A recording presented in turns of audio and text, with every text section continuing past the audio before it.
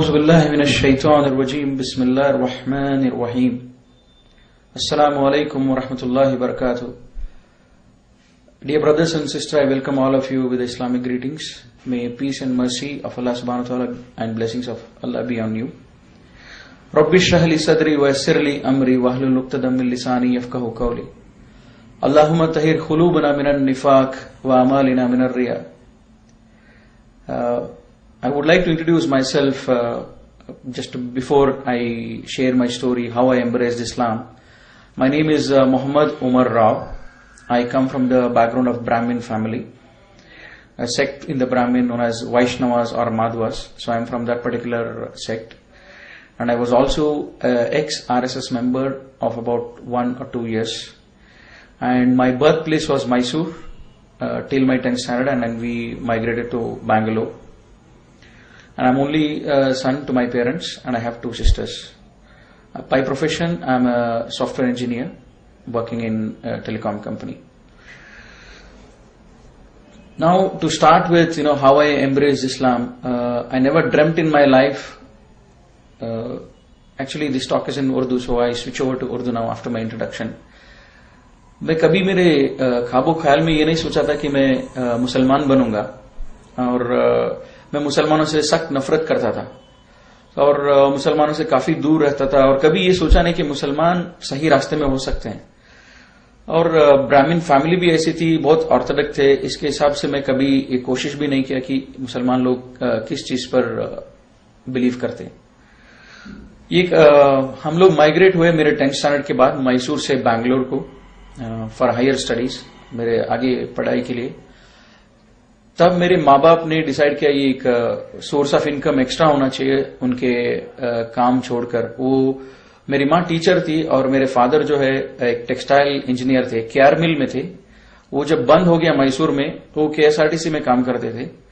इतना वो खुश नहीं थे उस जॉब से, लेकिन वो जॉब मैसूर बैंगलोर वो अप एंड डाउन करते थे, वो हमारे साथ में रहते थे।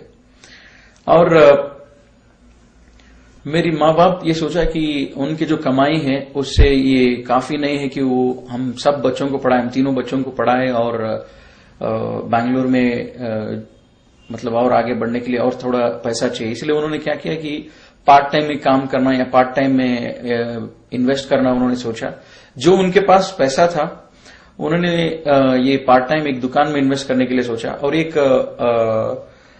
एक मराठी बिजनेसमैन थे, उनसे उन्होंने मिला, और उन्होंने जब पार्ट टाइम ऐसा कुछ करना चाहते, जब उन्होंने बताया ऐसा, तो उस मराठी शॉप ओनर ने, एक मुसलमान शॉप ओनर थे राजाजी नगर में, उनसे मिलवाया। तो मेरी माँ ने बताया, मेरे माँ बाप मेरे अंकल थे, उनको बताया कि हम एक काउंटर आपके दुकान में, हमारा थोड़ी चीजें हम सेल करेंगे और उसमें जो प्रॉफिट आएगा हम वो थोड़ा शेयर करेंगे। लेकिन वो मुसलमान इतने अच्छे थे कि वो कुछ शेयरिंग में कुछ भी इंटरेस्ट नहीं लिया। उन्होंने बोला कि तुमको जो करना है कीजिए, मतलब आप इन्वेस्ट कर सकते हो और उसका फायदा भी आप ले सकते हो, कुछ एक्स्ट्रा उन्होंने चार्ज नहीं किया। और मेरे माँ बाप बहुत इम्प्रेस थे, और घर में हमेशा उनके बारे में बात होती थी कि ये मुसलमान लोग इतने अच्छे हैं कि ये हुनर हमको शॉप में जगह दिया बोल के। लेकिन मैं इससे बहुत नाराज था कि मेरे माँ बाप डेली उनके बारे में अच्छा ही बोले जब मैं उनको नफरत करता हूं।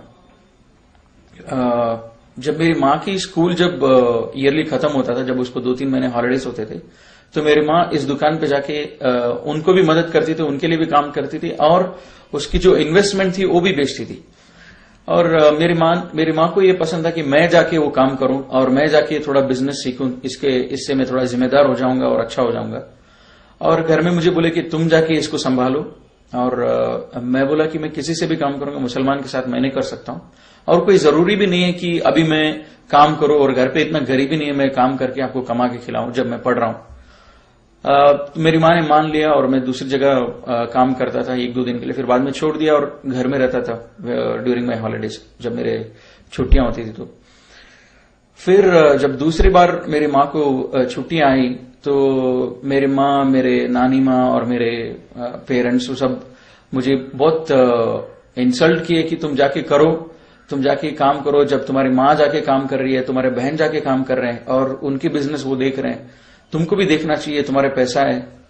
ऐसे घर में बैठने से अच्छा तुम जाके करो, घर की औरतें कर रहे हैं बाहर, तब मैंने सोचा कि ठीक है जाता हूं। फिर घर मैंने उस दुकान में गया, राजा जी नगर में। वो लोग बोले आप चिकपेट में हमारी मदद कीजिए, इधर आपकी जरूरत नहीं। तो उधर मैं काम कर रहा था। जब इधर मैंने काम करना शुरू किया, मुझे और ज्यादा गुस्सा आया कि इनको देखकर वहां पे हिंदू लड़कियां मुसलमान होते थे। तब मैं बहुत नफरत करता था उन लोगों को जो मुसलमान कराते थे ऐसे लोगों को। मैं सोचा ये मुस्लिम लोग इंडिया में क्या कर रहे हैं, इनको तो जगह पाकिस्तान में है, ये लोग हमारे हिंदुओं को क्यों कन्वर्ट कर रहे हैं। तो फिर बहुत गुस्सा था, बहुत झगड़ा करता था उनसे। फिर ऐसी ये जब हो रहा था, वो शॉप के ओनर जो थे वो बैंगलोर में नहीं थे, वो कहीं और थे, बॉम्बे में थे। और इसी आर्गुमेंट में उन्होंने थोड़ी चीज बताई। फिर बाद में उन्होंने बोला कि आप कुरान पढ़ो, कुरान से आपको कुछ समझ में आएगी, एक किताब है। फिर बाद में मैं सोचा कि अच्छा मैं इनको सिखा। अब मैं हिंदू लड़कियों को जब पूछा तुम लोग क्यों इस्लाम में, वो लोग कुछ आंसर नहीं करते थे। वो इतना ही बोलते थे कि ये सच है इसलिए हम आ गए, या ज्यादा वो बोलते नहीं थे। और मैं सोचा कि अब आप लोग, ये लोग तो अनएजुकेटेड हैं, मैं ब्राह्मण फैमिली से हूं और मैं समझता हूं हिंदुइज्म क्या है बराबर, और मैं इनको एक सबक सिखाऊंगा, मैं इनको हिंदुइज्म सिखाऊंगा ताकि हम भी सच हैं। तब मैं हिंदुइज्म और ज्यादा गौर से देखने लगा कि हिंदुइज्म में है क्या। और मीन टाइम कुरान भी मैं पैरेलली कुरान भी पढ़ रहा था। थोड़े मैं एनालिसिस किए, थोड़े भगवान की एज पर हिंदू बिलीफ वो क्या करते थे, उनकी क्या हिस्ट्री है, उनकी क्या बैकग्राउंड है, उनकी क्या ये है। उसके बाद मैं क्रिश्चियनिटी भी पढ़ा। फिर बाद में मैं इस्लाम कबूल किया। तो वो एनालिसिस मैं आपको बता रहा हूं। अभी पहले जो थे, जब मैं आरएसएस मेंबर था, हमको डेली सुबह में ये बोलते थे कि राम मंदिर हमारा है, कश्मीर हमारा है, तो ये सब होता था। फिर बाद में मैं सोचा कि राम मंदिर, जब उसको बोल रहे कि राम हमसे ज्यादा, सबसे ज्यादा पावरफुल भगवान है, तो उसके बारे में थोड़ा एनालिसिस किया। राम जो है वो एक जो किंग बोलते हैं, जिसको बोलते हैं राजा, वो राजा के घर में पैदा होता है और उसकी 7 बीवियां होते हैं उस राजा को। और 7 बीवियों में एक बीवी के बेटे होते हैं राम। और कुछ फैमिली मिसअंडरस्टैंडिंग से इस भगवान को, जो एज पर हिंदू बिलीफ, इसको घर से बाहर निकाल देते हैं और उसको बोलते हैं वनवास। एक 14 ईयर्स ये वनवास को भेजते हैं जंगल में। इस टाइम पे क्या होता है, रावण एक राक्षस है और वो राक्षस राम की वाइफ को किडनैप करना चाहता है। और जब ये प्लान बना रहा है, राम को ये मालूम भी नहीं कि मेरी वाइफ को कोई किडनैप करने के लिए प्लान कर रहा है। और राम को ये मालूम नहीं हो रहा है कि इस बात राम को मालूम ही नहीं हो रहा है। तो मैं सोचा कि भगवान को अगर उसको मालूम ही नहीं हो रहा है, उसके घर वालों पर अटैक हो रहा है, तो उसको क्या मालूम रहेगा मेरे ऊपर क्या मुसीबत आएगी, मुझे कैसे बचाएंगे। तो इसलिए मैं और आगे जब स्टोरी देखा रामायण, और रामायण जब पढ़ा, यहां तक आती है कि रावण प्लान बनाता है और उसके काम वालों को बोलता है तुम जाके उसके सामने एक हिरन बन जाओ। जब तुम हिरन बन जाओगे, राम और लक्ष्मण जो है तुम्हारे पीछे भागेंगे, और जब तुम्हारे पीछे भागेंगे तुम ज्यादा दूर भागो, और जब राम और लक्ष्मण जब ज्यादा दूर चले जाए घर से, तब मैं जो है मैं आके सीता को किडनैप करूंगा। तो ये ऐसा ही होता है। और राम को ये 1% भी इसका मालूमात नहीं होता है। और ये मैं सोचते रहता था ये भगवान कैसा हो सकता है, उसके घर वालों के ऊपर कोई अटैक कर रहा है और उसके घर वालों को कोई किडनैप कर रहा है, लेकिन इसको मालूम भी नहीं हो रहा है। और ऐसे ही आता है, रावण की काम वाला जो है वो हिरन बन जाता है, राम उसके पीछे भागता है, लक्ष्मण भी उसके पीछे भागता है, ये बोलकर ये लक्ष्मण रेखा है, इसको पार मत करो। और वो दोनों भागते हैं। अभी इसके टाइम पे क्या होता है, रावण जो है एक भिक्षुक, जो बोलते हैं ये भीख मांगने वाले के वेश में आते, वो उसको सीता को बुलाता है कि मुझे कुछ चाहिए। अब सीता जब बाहर आती है, वो बोलती है मैं ये रेखा से आगे नहीं आ सकूंगी। फिर उनके बाद में डिस्कशन होता है और रावण बोलता है कि आप बाहर आके देना चाहिए कि मैं कोई भिक्षुक नहीं हूं, लेकिन मैं एक अच्छा भिक्षुक हूं। तो सीता उस लक्ष्मण रेखा से पार करती है। पार करके जो है जब जाती है, रावण उसको किडनैप करता है। जब वो किडनैप कर रहा होता है, तब भी राम को और लक्ष्मण को मालूम नहीं होता कि मेरी बीवी मेरे घर पे अकेली है और उसको कोई किडनैप कर रहा है। हाँ, जब किडनैप हो रहा है तभी भी सीता अपने आप को बचाने की भी कोशिश नहीं करती है। वो बहुत मजबूर होती है और वो रावण किडनैप करता है, वो लेके चले जाता है। इसके बाद जो है राम उसको तलाशने के लिए, वो उसको कौन किडनैप किया, उसको वापस लेके आने के लिए वो कितने साल लगा देता है। और ये हनुमान जिसको बोलते हैं, ये उनको बोलते हैं वानरू बोलते हैं कन्नड़ा में, इंग्लिश में उसको बोलते हैं मंकीज। उनके मदद से, ये बंदरों के मदद से वो कितने सालों के बाद सीता को वापस लेके आता है। और मेरे दिमाग में यही बात आता था, अगर राम सच्ची में भगवान है तो उसको इन वायुसेना की क्यों इनकी क्यों जरूरत है? ये वानरों जिसको बोलते हैं बंदर, इसकी क्यों जरूरत है? ये खुद जाके लेके आ सकता है। अगर ये भगवान है तो इसकी कोई जरूरत नहीं कि इसको किसी और की मदद की जरूरत नहीं, भगवान खुद अपनी काम कर सकता है। लेकिन इसकी वाइफ को लेके आने के लिए ये बंदरों की मदद से लेके आता है। फिर भी लेके आने के बाद सीता को बोलता है कि मैं लोग तुम पर शक कर रहे हैं, तो इसीलिए तुमको एक टेस्ट करना पड़ेगा, तुम पे एक टेस्ट किया जाएगा, जैसे इसको बोलते हैं कन्नड़ा में अग्नि परीक्षा। वो अग्नि परीक्षा मतलब ये एक आग से तुमको जाना पड़ेगा। जब तुमको हार्म कुछ नहीं होता इसका मतलब तुम प्योर हो। तो वो आग से निकलती है, फिर बाद में राम उसको कबूल करता है, वो एंड है। तो मैं सोचता था राम हिंदू के हिसाब से वो एक भगवान है और सीता भी एक भगवान है। जब भगवान एक दूसरे के ऊपर भरोसा नहीं करते हैं तो ये बात कुछ समझ में नहीं आती, भगवान के ऊपर क्यों भरोसा नहीं करता है? तो फिर मुझे ये लगा कि एक स्टोरी है। अब जब कुरान पढ़ रहा था, मेरे नानी को और मेरे माँ बाप को जब पूछता था रामायण जो है इसको कौन हमको दिया, रामायण किसने दिया हमको, तो वो बोलते थे रामायण लिखा हुआ है एक ऋषि से, वाल्मीकि जो बोलते हैं वो ऋषि ने लिखा है रामायण। तो ये मैं सोचता था मेरे नानी बोल रही है रामायण लिखा हुआ है। जब मैं उसको पूछा कुरान क्या है, वो बोलती थी कुरान जो है मुसलमानों के ऊपर उसके भगवान ने उनको दिया है, ये कोई लिखा नहीं है, भगवान ने दिया है। तब मैं सोचा नेचुरली जब ये किताब जो भगवान से है वो ज्यादा पावरफुल रहेगी, जो किताब लिखी हुई है वो ज्यादा वीक रहेगी। तो मैं सोचा भगवान से है कुरान, इसका क्या प्रूफ है? तो मैं तलाश करने लगा और भी एनालिसिस किया, जैसे गणेश है और गणेश की जब मैं एनालिसिस किया, गणेश भगवान हम इसको मानते हैं जब मैं हिंदू था। अभी पार्वती जिसकी पत्नी है, ईश्वर शिवा जिसको बोलते हैं, ईश्वर एक जो मोस्ट पावरफुल गॉड है, एक मोस्ट पावरफुल सबसे ताकतवर भगवान है। और ये ईश्वर की पत्नी है पार्वती। ईश्वर इतना ताकतवर है, अगर वो तीसरा आंख भी खोल देगा तो वो दुनिया भस्म हो जाएगा, ऐसा सब बिलीफ है। तब तो ऐसी ताकतवर भगवान की ये पत्नी है पार्वती, और वो भी भगवान है, गॉडेस बोलते हैं इंग्लिश में उसको। तो पार्वती उसको नहाना होता है और वो गणेश को बना देती है कि तुम मेरा वॉचमैन रहो। मैं सोचता था इतनी पावरफुल, इतनी ताकतवर भगवान की बीवी को सिक्योरिटी क्या जरूरत है? फिर भी वो बनाती है गणेश को, फिर वो नहाने जाती है और ईश्वरा जो है घर में दाखिल होता है। उसके घर में जब आता है वो पूछता है गणेश को, तुम कौन हो? तो मैं ताज्जुब हो गया ये पढ़ के और ये देख के भी कि ये कैसा सवाल पूछ सकता है ईश्वर, जब उसको इतना भी इल्म नहीं है उसके घर में क्या हो रहा है। उसकी बीवी ने उस गणेश को बनाया और उसको इल्म में ये भी मालूम नहीं कि इसको कौन बनाया और मेरे घर में ये कब आया। वो आके पूछता है इसको तुम कौन हो? जब ये ताकतवर भगवान है, इसको इतना मालूम होना चाहिए पूरे दुनिया के हर कोने में क्या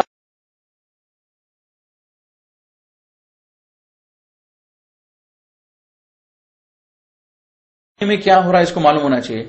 लेकिन ये भगवान घर में आके बात करता है और गणेश से पूछता है कि तुम कौन हो। इसका मतलब जब ईश्वरा को उसके खुद के घर में जो हो रहा है वो मालूम नहीं है, तो मेरे घर में या दूसरों के घर में जो प्रॉब्लम्स इस दुनिया में हो रहा है उसको कैसे पता चलेगा? तब मैं सोचा ये जो है ये भी एक स्टोरी की जैसी लग रही है। फिर आगे जब देखेंगे स्टोरी क्या होता है, फिर ईश्वरा जो है गणेश की गर्दन काट देता है जब गणेश उसको अंदर जाने नहीं देता है। उस टाइम पे पार्वती आती है और पूछती है कि तुमने ऐसा क्यों किया, ये मेरा बेटा है और इसको वापस जिंदा करो। और ईश्वरा बोलता है मैं इसको जिंदा नहीं कर सकता हूं क्योंकि मैंने उसको काट दिया है। और पार्वती और ईश्वरा ये काफी दिनों तक ये झगड़ा चलता है। फिर बाद में ईश्वरा बोलता है कि मैं इसको हाथी का सर से उसको जोड़ता हूं और उसके एसोसिएट्स को बोलता है कि तुम हाथी इस डायरेक्शन पे जो सोया हुआ है वहां पे जाओ और उस हाथी को आप कट करो, उस हाथी के सर को, और वहां लेके आओ और मैं इसको जोड़ दूंगा। अब लेके आते और उसको जोड़ देता है। अब मैं सोचा ये क्या लॉजिक है, उसी सर को ज्यादा आसानी से जोड़ सकता है, हाथी के सर को क्यों जोड़ा? जब जान नहीं दे सकता हूं बोल के फिर बाद में हाथी के सर से क्यों उसको जान वापस दिया? बाद में मैं सोचा कि इतना बेरहम क्वालिटी, जब इसको सर उड़ा देना, कट कर देना, ये क्वालिटी भगवान की नहीं हो सकती है। इतनी बेरहमी से एक गलती उसने किया, उसने जाने नहीं दिया, उसको कत्ल कर दो इमीडिएटली। ये तो बेरहम एक कैरेक्टर है, भगवान की नहीं हो सकती है। फिर बाद में मैं सोचा गणेश की मैं पूजा क्यों करूं, जब वो खुद अपनी सर बचा नहीं सका तो उसकी क्यों पूजा करूं, जो उसकी अपने आप की अपने खुद की जान की जब वो रक्षा नहीं कर सकता, क्योंकि मेरी जान की, मेरे घर वालों की, मेरी माल की क्या रक्षा करेगा वो। तो इसीलिए मैं वो स्टोरी सुन के मुझे बहुत ये हुआ, अफसोस हुआ और पढ़ के। और मैं जब मेरी नानी और इनसे सब पूछता था, मेरे घर वाले जो भी बड़े थे, माँ बाप थे, उनसे पूछता था कि भगवान को देखा कौन है, जब हम पूछते कि गणेश की फेस जो है ऐसा है, ईश्वरा का फेस ऐसा है, हमको कैसा मालूम है ये। तो घर में बोलते थे नहीं ये हम कर रहे हैं क्योंकि ये हमारी पूर्वज जो है बहुत पहले से करते आ रहे हैं, तो इसीलिए हम कर रहे हैं ये बात, तो इसीलिए हम पूजा कर रहे हैं इस मूर्तियों की। और जब मैं कुरान पढ़ रहा था, कुरान में भी यही आता है कि क्या अगर तुम्हारे पूर्वज जिहालत में थे, जब तुम्हारे सामने सच्चाई वाजे हो गई, क्या तुम भी जिहालत में रहोगे। तो मैं सोचा ये किताब जो है ये आंसर दे रहा है, जो मेरे क्वेश्चन जो मैं माँ बाप के पूछ रहा हूं उस क्वेश्चंस को ये किताब मुझे आंसर दे रहा है, ऐसा लग रहा था मुझे। लेकिन मैं सोचा वो फिर बाद में मैं और डीपली हिंदू एनालिसिस किया।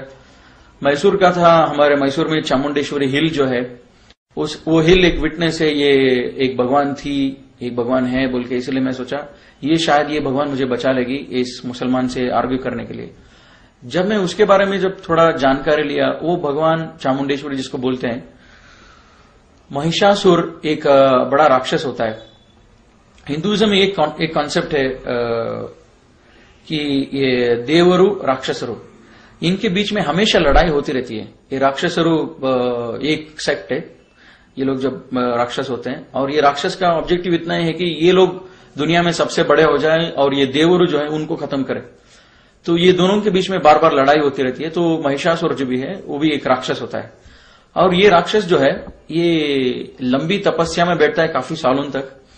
जब इसकी तपस्या कबूल होता है, ब्रह्मा जो क्रिएटर है हिंदू बिलीफ के हिसाब से, वो इस तपस्या को कबूल करता है और वो बोलता है आपको जो चाहिए मांगे मैं दूंगा। और ये महिषासुर ये जो राक्षस है ये पूछता है कि मुझे सबसे ज्यादा ताकतवर बनाओ और मुझे अमर बनाओ, मुझे चिरंजीव बनाओ, मतलब मुझे कभी मौत नहीं आना चाहिए। और ब्रह्मा बोलता है ठीक है, ये विश आपको, ये वर मैंने आपको दे दिया। अब क्या होता है, और एक कॉन्सेप्ट है कि ये भगवान हिंदू हिसाब से, हिंदू के बिलीफ के हिसाब से ये एक जगह पे रहते हैं, उसको बोलते हैं देवलोक। और जो राक्षस रहते हैं उनका अलग जगह होता है, और मानव जो बोलते हैं मनुष्य और ये ह्यूमन बीइंग जो बोलते हैं उनका जगह है ये दुनिया। और ये राक्षस महिषासुर को जब मिल जाता है एक वर, सबसे ताकतवर बन जाऊंगा, और सबसे ताकतवर बनता है और इसको मौत कभी टच नहीं करेगी, ये जाता है देवलोका को और सबको देवताओं को मारने के लिए। मैं सोचता था कि ये कैसा कॉन्सेप्ट है, ये राक्षस तपस्या में बैठा, एक इबादत में बैठा इतने साल तो, और इतने साल के बाद उसने भगवान से वर मांगा कि मुझे ताकतवर बनाओ, और उसको भगवान ने वर दिया, फिर उसी भगवान की ये कत्ल करने जा रहे हैं।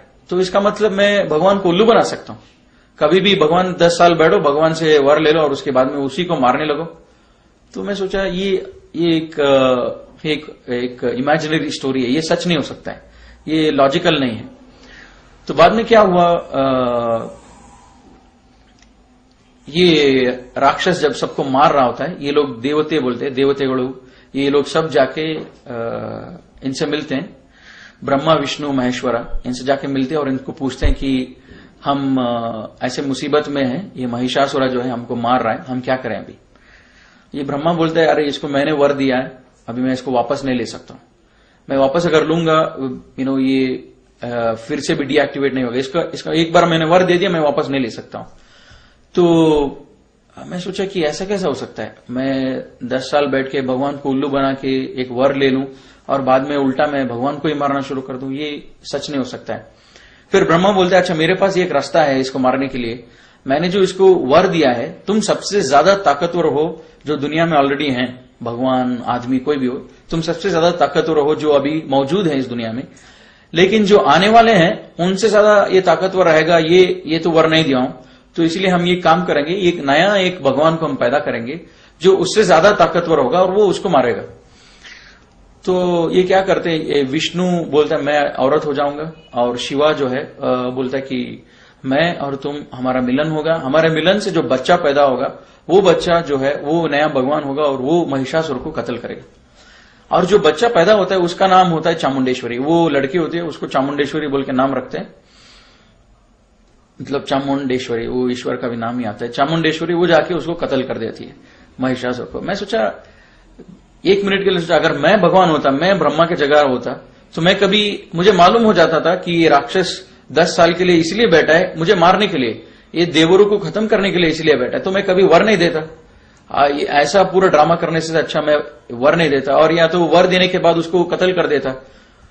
तो ये सब देख के मुझे लगा एक हिंदुइज्म, एक माइथोलॉजी। और मेरे माँ बाप और सब लोग बोल रहे कि हमारे भगवान जो हम जिसको पूज रहे हैं, जो भी हमारे मूर्तियां हैं, बस ये लोग, ये सच कोई किताब में नहीं है, लेकिन हम कर रहे हैं इसलिए क्योंकि ये हमारे पूर्वज कर दे रहे। और एक ऐसी चीज थी जिससे मुझे ये आसान हुआ हिंदुइज्म के बारे में मैं बिलीफ छोड़ने के लिए, कि हमारे घर में एक कॉन्सेप्ट है मने देवरू, जिसको बोलते हैं घर का भगवान।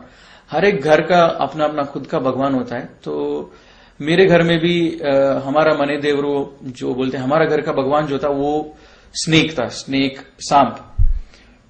और मेरे कजिन का मने देवरू घर का भगवान था ईगल।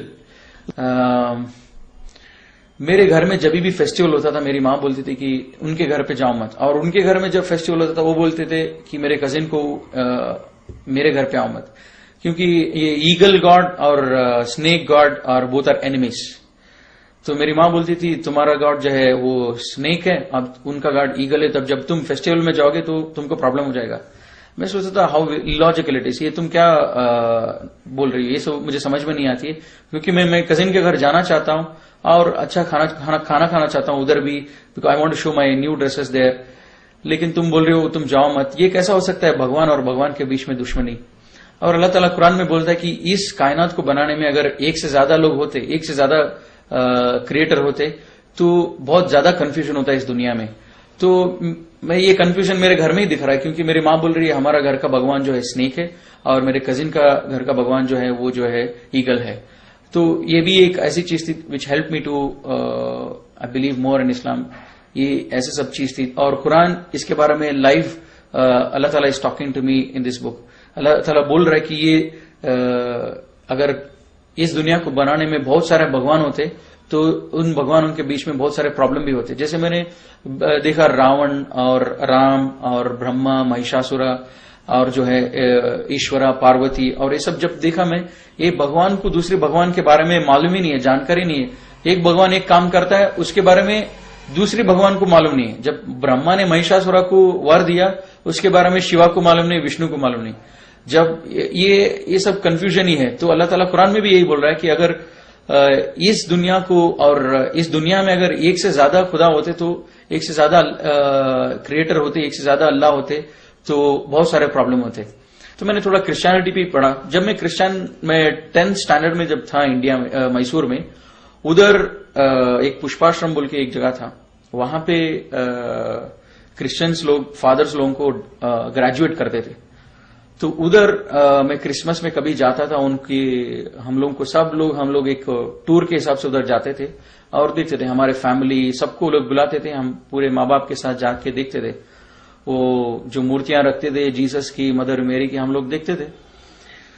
वो उतना इल्म मुझे था, ये लोग क्रिश्चियंस भी जीसस को पूछते हैं। जब मैं थोड़ा ज्यादा जानकारी लिया तब मुझे मालूम पड़ा, ये बोलते हैं Jesus is the only son of God, only begotten son of the God. मतलब जो एक बेटा है, खुदा का बेटा है जो बोलते हैं। मैं सोचा हमारे घर में भी ये बात कभी कभी होती थी कि जब घर में लड़की पैदा होते तो ये लोग खुश नहीं होते थे हिंदूस। हम इनको बेटों की ज्यादा जरूरत होती थी। और जब मैं पूछता था कि बेटे को इतना क्यों अहमियत देते थे, ये बोलते थे कि बेटों से हमारा खानदान आगे बढ़ता है। तो बेटों की जरूरत अल्लाह को क्यों होना चाहिए, कि जब बेटा इसीलिए जरूरी है खानदान को आगे चलाने के लिए या नाम रोशन करने के लिए जो भी है, लेकिन अल्लाह को बेटा की जरूरत क्यों है? अल्लाह तो स्टार्टिंग भी है, एंडिंग भी अल्लाह ही है, मतलब बीच में कोई नहीं, अल्लाह की सब कुछ है। तब मैं सोचा कि ये क्रिश्चियनिटी का जीसस सन ऑफ गॉड, ये जो भी है जिसको पूछते हैं, और मदर मैरी, ट्रिनिटी का जो भी कॉन्सेप्ट है, ये भी हिंदू के आसपास है, हिंदुइज्म के सेम फिलॉसफी है। तो मैंने क्रिश्चियनिटी को भी मैंने बहुत देर तक एनालाइज नहीं किया, फिर बाद में मैंने वो भी छोड़ दिया। जब मैं कुरान पढ़ रहा था मुझे मालूम हो गया कि इस्लाम सच है, लेकिन मुझे कबूल करने बहुत मुश्किल हो रहा था कि इस्लाम सच है, क्योंकि मैं मुसलमानों को बहुत नफरत करता था और मुझे मेरे फैमिली मुस्लिम्स के बहुत खिलाफ था, मतलब ब्राह्मीण कम्युनिटी एज सच। तो मुझे डर भी लगता था कि ये कैसे सच हो सकता है। जब मैं कुरान पढ़ रहा था आगे थोड़ी आयत आई जो मैं आपसे शेयर करूंगा। ये आयत जो है मेरे दिल के अंदर बहुत तकलीफ हुआ और उसके बाद में मैंने इस्लाम कबूल किया। मैं सोचा अल्लाह ताला कुरान में बोलता है कि मैं हर चीज को माफ करूंगा जिसको चाहिए उसको, लेकिन शिर्क को माफ नहीं करूंगा। तो मैं सोचा मैं शिर्क को छोड़ दूंगा, बाकी सारे चीज मैं करते रहूंगा, क्योंकि शिर्क को छोड़ने के बाद मैं ऐसा कोई गुनाह नहीं कर रहा हूं जिससे मुझे अल्लाह ताला पनिशमेंट दे। तो मैंने शिर्क छोड़ दिया और मैं सोचा जो भी मैं कुरान पढ़ के मैं जो फॉलो कर सकता हूं मुसलमान नहीं बन के, वो मैं करूंगा। तो मैं शिर्क छोड़ दिया और घर में झगड़ा शुरू हो गया। घर में पूछने लगे कि तुम शिर्क क्यों छोड़े, मतलब पूजा करना क्यों छोड़े इन बुतों को। और मैं बोला कि मैं आजकल मॉडर्न बन रहा हूं, कॉलेज में जा रहा हूं और कॉलेज में सब मजाक उड़ाते हैं कि तुम नामा सब लगाते हो, कुमकुम सब लगाते हो, इसलिए मैंने छोड़ दिया ताकि मुझे मॉडर्न बनना है। तो मेरी मां थोड़ा कन्विंस हो गई, तो मैं पूजा छोड़ दिया। और ये सब एनालिसिस जब मेरा पूरा हुआ तो उसी टाइम पर मेरा कॉलेज भी स्टार्ट हो गया, मेरा सेकेंड ईयर चालू हो गया। तो मैं वो दुकान से बाहर आ गया। अब जो है पूरा कुरान पढ़ा, लेकिन पूरा कुरान पढ़ने के बाद मुझे थोड़ी आयत समझ में आई, वो तो शिर्क करना नहीं चाहिए और आखिरत क्या, ये समझ में आया था। और हर एक आयत का माना समझ में आया था कि आयत अल्लाह ताला अपने आप को आयत से प्रूव करते कि अल्लाह ताला का एग्जिस्टेंस,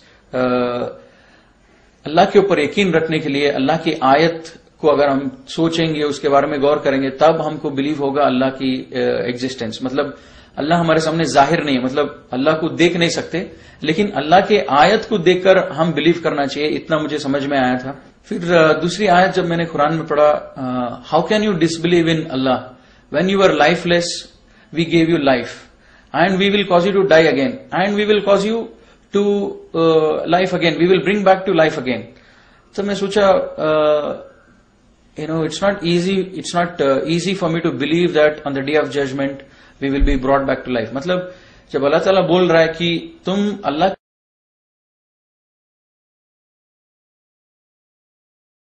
के ऊपर कुफ्र कैसे कर सकते हो जब तुम नहीं थे और बाद में तुमको अल्लाह ने एक लाइफ दिया, फिर बाद में अल्लाह तुमको मौत देगा, फिर उसके बाद में अल्लाह तुमको फिर से वापस जिंदगी देगा, खड़ा करेगा आखिरत के दिन। तो मैं सोचा हाँ ये सच है, अल्लाह ताला जो बोल रहा है ये सच है। क्यों 18-20 इयर्स बैक मेरा एग्जिस्टेंस ही नहीं था, I was not there before I was born. लेकिन ये धरती तो था, मेरे पैदा होने से पहले सेंचुरीज के हिसाब से ये धरती चल रही थी। लेकिन अभी ऐसा कैसा हो सकता है कि how I disbelieve in Allah. Allah says you are lifeless. हाँ मुझे 20-25 years back I was lifeless, मैं नहीं था इस धरती पे। फिर बाद में Allah gave me life, yes Allah gave me life, then afterwards he will cause me to die, we know that we will die, और मैं एक दिन मरूंगा, फिर Allah will bring back me to life again on the day of judgement. And हाँ Allah मुझे फिर से जिंदगी देंगे आखिरत के दिन।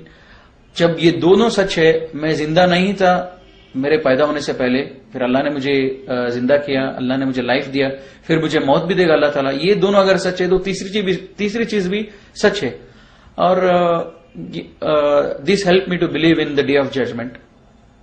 एट द सेम टाइम हमारे हिंदुइज्म में ये कॉन्सेप्ट है कि पुनर्जन्म जो बोलते हैं कि अगर मैंने ऐसी कोई गलती की है, जो बड़ा गलती अगर मैंने किया, मैं कुत्ता हो जाऊंगा या तो पिग हो जाऊंगा या तो फिर इंसेक्ट हो जाऊंगा या तो फिर बर्ड हो जाऊंगा। मैं सोचा अगर मुझे कुत्ता पसंद नहीं है, मुझे कुत्ता होना पसंद नहीं है, मैं कुछ भी हो सकता हूं लेकिन कुत्ता होना पसंद नहीं है, पिग होना मुझे पसंद नहीं है, तो मैं क्या काम करूं जिससे मैं कुत्ता होना बच जाऊं या पिग होना बच जाऊं। ये दोनों चीज मैं बनना नहीं चाहता हूं, ये दोनों चीज से मैं कैसे बचूं पुनर्जन्म में। मैं सोचता था इसके बारे में। There is no way it communicates, मतलब ऐसा कोई कम्युनिकेशन नहीं है इनके बीच में मुझे मालूम होने के लिए। अगर मुझे मालूम होना चाहिए ये कुत्ता क्यों बना है, ये कुत्ता ऐसे क्या गुनाह किया है, इसका प्रीवियस लाइफ जो था वो एक मनुष्य जन्म था, लेकिन अभी इस जन्म में जो है ये कुत्ता है। इसने क्या गुनाह किया है, ये कुत्ता बना है। मुझे मालूम होना चाहिए ताकि मैं वो गुनाह नहीं करूंगा, मैं वो मिस्टेक्स नहीं करूंगा। लेकिन अल्लाह ताला कुरान में बोलता है कि there is life after which is either hell or heaven, nothing in between. और अल्लाह ताला सूरह बकरा में बोलता है कि they are the people who are successful and one of the, और एक जो चीज है इन ईमान वालों को बिलीव करने के लिए यकीन आखिरत पर होना चाहिए। ये यकीन, मैं सोचता था आखिरत क्या है, आखिरत ऐसी क्या चीज है, आखिरत पर मैं कैसे यकीन करूं। क्योंकि जो पूरे जो आयत से ये मुझे मदद किया कि मेरे घर में बोलते थे हम मूर्ति पूजा इसीलिए कर रहे हैं क्योंकि हमारे पूर्वज कर रहे थे, और कुरान बोल रहा है तुम्हारे पूर्वज अगर जिहालत में थे क्या तुम भी रहोगे जब सच्चाई वाज़ेह होगी। और मेरे दिल में ये बात आती थी मैं इस्लाम फॉलो करूंगा लेकिन नमाज पढ़ूंगा और मेरे हिसाब से पढ़ूंगा, मुसलमानों के जैसा नहीं पढ़ूंगा। तब ये दूसरी भी आयत आई कि विच हेल्प मी टू, जो मुझे मदद किया इस्लाम को फॉलो करने के लिए। आज मैंने इस्लाम को परफेक्ट किया, मुकम्मल किया, और इसके सिवा दूसरे कोई मजहब को मैं एक्सेप्ट नहीं करूंगा। और ये सब आयत मुझे मदद किया। लेकिन मैं सोचा आखिरत के लिए क्या आयत है, और अल्लाह ताला पूरे कुरान में बोलता है कि मेरे बंदों को जो लोग सोचते हैं उनके लिए मैं हर दिन हजारों आयत दिखाता हूं। दिन होता है, रात होता है, बारिश होती है, ये सब देखने के लिए आयत है, लेकिन लोग सोचते नहीं है।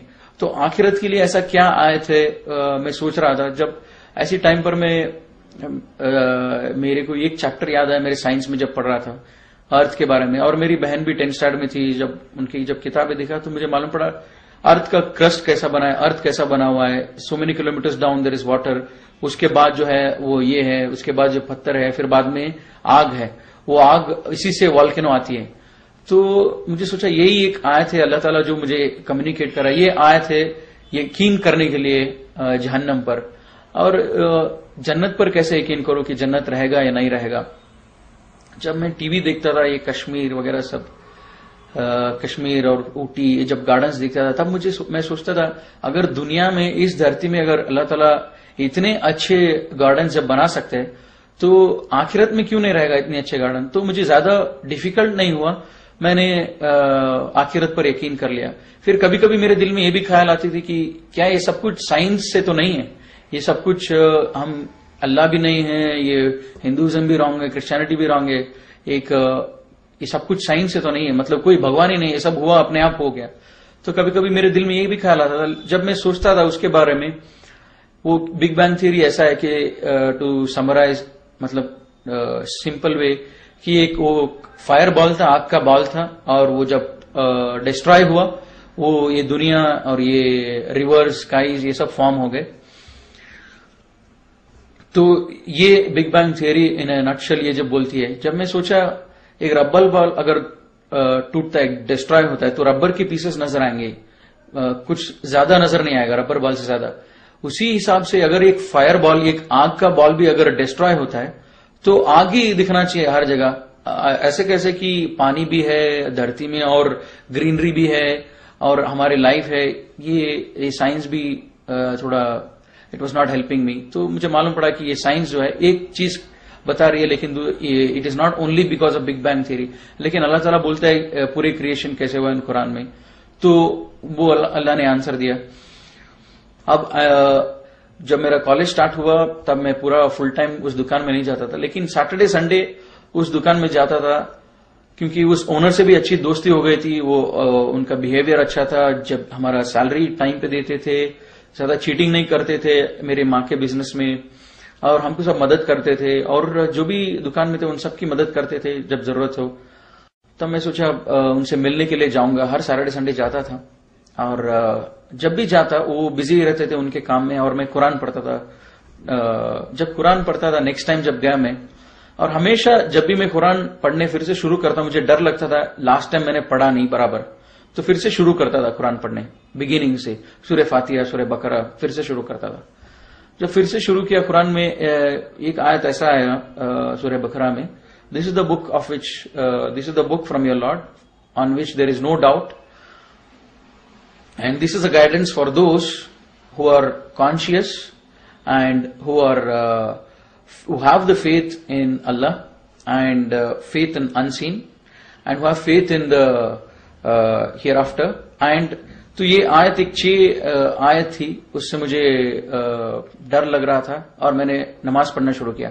वो 6 आयत था, one is we should believe in the, we should have the consciousness and we should believe in the unseen which is Allah Subhanahu wa Ta'ala जो दिखते नहीं है, और एंजल्स और आखिरत उस पर। और दूसरी चीज वो है कि एस्टैब्लिश प्रेयर, और चौथी चीज believe in what is revealed on prophet Muhammad सल्लल्लाहु अलैहि वसल्लम and what was revealed before him. जो प्रॉफिट सल्लल्लाहु अलैहि वसल्लम के ऊपर नाजिल हुआ और उनसे पहले जो नाजिल हुआ उसके ऊपर ईमान लेके आना, ये थी। और जो हमने दिया है आपको उससे खर्च करो, मतलब जकात दो वगैरह, सदका करो। एंड फाइनल चीज था कि आखिरत पर यकीन रखने वाले ये लोग हैं जो रियली सक्सेसफुल हैं, और ये लोग ट्रू गाइडेंस पर हैं, ये लोग जो है सही हिदायत पर हैं। इसीलिए जब ये आयत पढ़ा तब मुझे लगा कि ये आयत के हिसाब से मैं सक्सेसफुल नहीं हूं, कि मैंने शिर्क छोड़ दिया।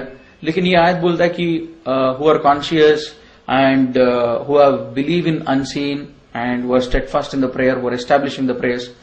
अब बाकी चीज जकात ये सब तो मेरे लिए इंपॉर्टेंट नहीं था, मतलब मैं उसका एलिजिबल नहीं था। तो मुझे अब जरूरी है कि मैं प्रेयर को एस्टैब्लिश करूं, मतलब मेरे नमाज जो है इसको शुरू करूं। और मैं 2 दिन हो गया मैं घर चला गया और मैं सोचता रहा मुझे अभी प्रेयर पढ़ना है, कैसे पढ़ना है वगैरह सब। अब मैं इन लोगों से मिला जो ऑलरेडी मुसलमान हुए थे, उनसे पूछा कि तुम लोग कैसे नमाज पढ़ते हो। वो लोगों ने एक डायरी दिखाया, ब्लैक डायरी, हम कन्नड़ा में लिखे, इससे सीखे, हम इससे नमाज पढ़ना शुरू किया। तब मैं भी नमाज पढ़ना शुरू किया जब वो लोग जैसे कर रहे थे। लेकिन नमाज पढ़ने से पहले मैंने ये सूरा जब कोशिश किया पढ़ने के लिए, बहुत मुश्किल हो रहा था मुझे। अल्हम्दुलिल्लाह बोलने के लिए भी मुझे बहुत तकलीफ होता था, क्योंकि ये अरबिक जबान इतना आसान नहीं था मुझे बोलने के लिए। तो काफी टाइम लगा ये सूरा सीखने के लिए। जब सूरा सीखता था बीच में मुझे कभी कभी ये ख्याल भी आता था कि मैं मुसलमानों के जैसा नमाज क्यों पढ़ूं। मैं नमाज पढ़ूंगा मेरे हिसाब से पढ़ूंगा, मेरे हिसाब से मैं नमाज पढ़ूंगा, मेरे हिसाब से मैं अल्लाह से मांगूंगा, अल्लाह से इबादत करूंगा, इनकी जैसा क्यों करूं। और ये अरबिक मुश्किल भी है, तो मैं सोचा मैं इंग्लिश में पढ़ूंगा, नहीं तो कन्नड़ा में पढ़ूंगा, पूरे ट्रांसलेशन है, तो अरबिक में क्यों पढ़ना चाहिए। तब मैं ये सोचा, थोड़े दिन में सोचा अच्छा ठीक है ऐसे ही करते हैं। तो मैं जब फिर से जब गया नेक्स्ट सैटरडे संडे उधर कुरान पढ़ने के लिए, तब सूरह इमरान में मुझे एक आयत आती है, today we have perfected this religion and we have chosen Islam for you. Apart from this religion, no other religion is accepted, and anybody else follows other than this, they are thrown to hellfire. मुझे डर लगने लगा कि पहले दिन मैंने decide किया मैं शिर्क नहीं करूंगा, और जब नेक्स्ट टाइम जब कुरान पढ़ा ये बोल रहा है कि एस्टैब्लिश प्रेयर। अब मैं एस्टैब्लिश प्रेयर करने सोच रहा था। जब एस्टैब्लिश प्रेयर करने के लिए जब पूरे सूरा जब पढ़ रहा था, इतना मुश्किल हो रहा था, मैंने सोचा मेरे हिसाब से मैं नमाज पढ़ूंगा। अब कुरान बोलता है मुझे Islam is the only religion which is accepted. तो मुझे धीरे धीरे डर लगने लगा और ये यकीन आता रहा कि ये किताब जो है एक आदमी लिख नहीं सकता है। जो मेरे दिल के अंदर जो स्ट्रगल हो रहा है, मेरे दिल के अंदर जो दिन रात मैं सोच रहा हूं कि ये सच है, ये सही है, अच्छा ऐसा करूंगा वैसा करूंगा, ये जो हो रहा है उसके जवाब जो है ये कुरान में मुझे मिल रहा है। और मैं ये बात किसी से बोल नहीं रहा हूं, ये इसका जवाब मुझे कुरान से मिल रहा है। मेरे जिसके दिल के हालत पर कुरान मुझे कमांड कर रहा है कि ये सही है, ये गलत है। तो मुझे डर भी लगने लगा और यकीन होने लगा कि इस किताब को एक आदमी नहीं लिख सकता है। मुझे जो भी बनाया हो, जो बनाया है, मुझे जो बनाया है वही इस किताब को नाजिल कर सकता है। तब मुझे यकीन आने लगा ये किताब जो है अल्लाह की तरफ से है। फिर मैं बहुत मेहनत किया, 3-4 महीने लगे, फिर नमाज पढ़ना शुरू हुआ, सब सूराज लर्न किया, फिर नमाज पढ़ रहा था। और कभी कभी नमाज मेरी होती थी, कभी कभी नहीं होती थी, क्योंकि घर पे मेरे माँ बाप के सामने तो नहीं पढ़ता था। और अभी नमाज तो पढ़ रहा हूं, शिर्क नहीं कर रहा हूं, नमाज पढ़ रहा हूं, लेकिन मैं सोचा अभी ठीक चल रहा है, अब जरूरी नहीं कि मैं और आगे जाऊं। तो मैं सोचा अभी मेरा पढ़ाई कंप्लीट कर लेता हूं, मैं इंजीनियरिंग फिनिश करता हूं, फिर बाद में मैं एमबीए करूंगा, उसके बाद में मैं इस्लाम कबूल करूंगा। तब तक मैं इस्लाम नहीं कबूल करूंगा, तब तक मैं शिर्क छोड़ूंगा और नमाज पढ़ूंगा। ये दो से ज्यादा मैं आगे नहीं बढ़ूंगा। जब नेक्स्ट टाइम मैं जब कुरान पढ़ने लगा, फिर से जैसे मैं शुरू से पढ़ने लगा, सूरह बकरा में दूसरी आयत आती है कि ये लोग किस चीज के लिए इंतजार कर रहे हैं। ये लोग इंतजार कर रहे हैं अल्लाह और अल्लाह की मलाइका को, जब वो आसमान में आ जाए तब तो क़यामत है, मतलब then the matter is settled. तो इंग्लिश में आयत मुझे बहुत लगती थी, what are this people waiting for, are they waiting for Allah to come out with the angels in the clouds, then the matter is settled. इसका मतलब ये था कि ये किस चीज पर इंतजार कर रहे हैं। अगर ये लोग वेट कर रहे हैं अल्लाह के ऊपर यकीन करने के लिए, क़यामत कभी भी आ सकती है, are they waiting for Allah to come out with the angels. तो अब मुझे और डर लगता था कि जब मैं नमाज पढ़ना शुरू किया, कुरान बोल रहा है कि मुझे किस चीज के लिए इंतजार कर रहा हूं, और मैं अंदर ही अंदर ये प्लान किया था मैं इंजीनियरिंग पढ़ूंगा, एमबीए करूंगा, उसके बाद में मैं घर से बाहर आऊंगा। जरूरत नहीं था घर से बाहर आने के लिए, लेकिन घर के अंदर भी तो नहीं कर सकता था, एक मुझे मालूम था मुझे घर से बाहर आना है। तो मैं सोचा अभी मुझे और ज्यादा स्टेप्स लेना पड़ा, और मैं कुरान पढ़ते रहा और मैं घर पे नमाज पढ़ते रहा। मैं सोचा कि मुझे एक रास्ता निकालना चाहिए कि इस्लाम कंप्लीटली फॉलो करने के लिए, और बार बार अल्लाह ताला कुरान में बोलता है कि इस्लाम में पूरे के पूरे दाखिल हो जाओ। और मुझे मालूम था कि मैं पूरा दाखिल नहीं हूं, क्यों मैं शिर्क छोड़ दिया और नमाज पढ़ रहा था बस, और बाकी जो भी इस्लाम की अहकामात है वो नहीं कर रहा था। जुमा को मस्जिद में नहीं जा रहा था, और रोजा जब रखता था कभी कभी रखता था, कभी कभी नहीं रखता था। तो मुझे मालूम था कि मैं इस्लाम में कंप्लीटली नहीं हूं, मुझे कंप्लीटली आने के लिए कुरान बोल रहा है, अब मुझे कंप्लीटली आना चाहिए। फिर बाद में पहला रमजान आया, मैं पहले रमजान में अल्हम्दुलिल्लाह पूरे के पूरे रोजा रखा। फर्स्ट 2 डेज शायद छूट गया होगा, पूरे के पूरे रोजा रखा। और मेरे घर में बहुत झगड़ा होती थी कि माँ को डाउट आने लग गया मैं रोजा रख रहा हूं बोल के। अब जब उसको डाउट आता था उस दिन मैं उससे बचने के लिए वो जब फोर्स करती तो उसके सामने खा लेता, तो ऐसे 2 रोजे छूट गए होंगे। फिर पहले रमजान हुआ, फिर बाद में मैं अल्हम्दुलिल्लाह थोड़ा स्ट्रांग हुआ, थोड़ा यकीन भी हुआ। अब घर पे जो बात करने लगते थे हम डेली डिनर पे, लंच पे, जब उनको बताने लगा, क्यों अभी जब मेरा प्लान के हिसाब से कुछ भी नहीं होगा, मुझे अभी घर में बोलना चाहिए धीरे धीरे कि मैं इस्लाम में आ रहा हूं। तब मैं घर में बोलने लगा धीरे धीरे कि ये गलत है हम जो कर रहे हैं। फिर ये सब बोलता भी रहा, और कॉलेज में जाते, कॉलेज भी पढ़ाई भी होती थी। कभी कभी दिल में ये ख्याल भी आता था कि ये सब जरूरी है, कि अभी मैं बच्चा हूं, अभी मैं 17-18 ईयर्स में हूं और मुझे पढ़ाई पे ध्यान देना चाहिए, ये सब जरूरी नहीं है। ये अभी ठीक है मैं शिर्क छोड़ दिया और नमाज पढ़ रहा हूं, लेकिन घर से बाहर जाना जरूरी नहीं है। मैं सब कमाऊंगा, अच्छा पोस्ट पे आऊंगा, तब जाके मैं पूरा का पूरा इस्लाम फॉलो करूंगा, ये ख्याल भी आता था।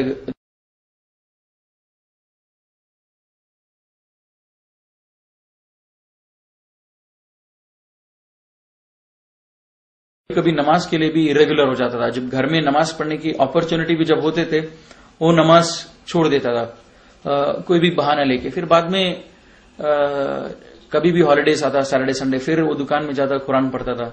जिससे बिगिनिंग से जब पढ़ता था वो कुरान में आता था कि सूरह बकरा में, there are people who say we believe in Allah in the last day and they are deceiving Allah, they think they are deceiving Allah and the believers, but they are not deceiving anybody else, they are deceiving themselves.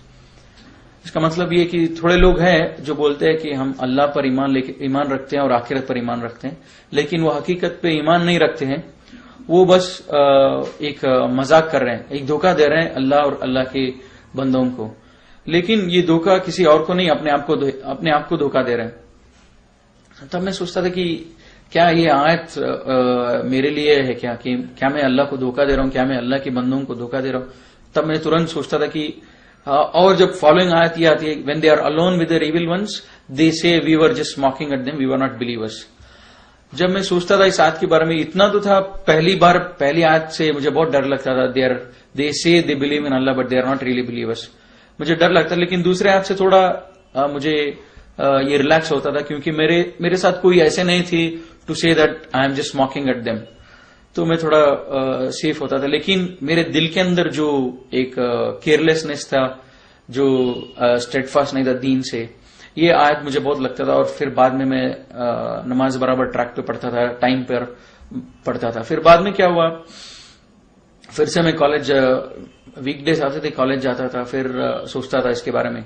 फिर कभी कभी backseat ले लेता कि ये जरूरी नहीं है, मेरे करियर जरूरी है, मेरे को अच्छा मार्क्स लेके आना है, ये सब जरूरी नहीं है।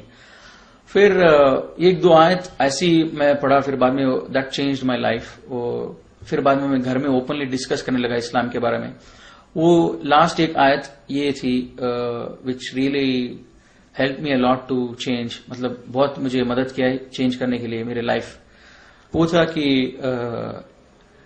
When the death approaches them they will my angels will ask them what state you were in, and they will reply we were weak and oppressed in this world, and angels will reply was Allah's land was not vast enough for you to emigrate and follow Islam।